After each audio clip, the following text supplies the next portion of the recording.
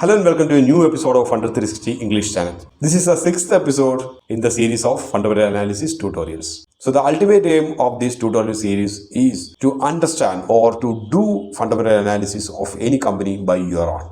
This is somewhat in an academic perspective that we are looking into, but once you can be able to understand the entire series of fundamental analysis, you can be able to apply the entire knowledge on any sort of companies that comes across to you.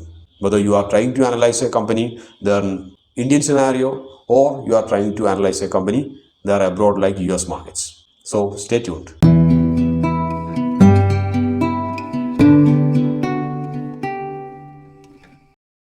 So in this session, this has put in a short session because a few things that I missed in the previous episode to mention. In the previous episode, we have mentioned about the key financial ratios that you have to take into consideration when you do fundamental analysis of any company. But among that most important three ratios, what all are they? That has been missed to mention in the previous episode. So this episode can be considered as a supplementary episode of the previous episode. So let's move further. The first ratio is we have to take into consideration as gross profit ratio. So this ratio is calculated as gross profit divided by net sales, that you can convert into percentage by multiplying it with 100.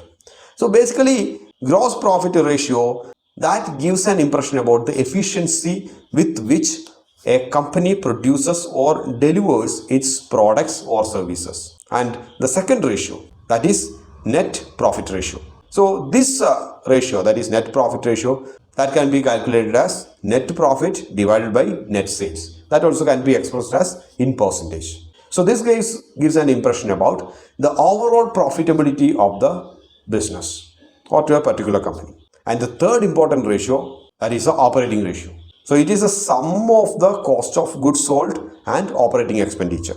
That should be divided by the net sales. And that also can be expressed as in terms of percentage. In the last session, we have discussed that. Then what's the importance of this operating ratio?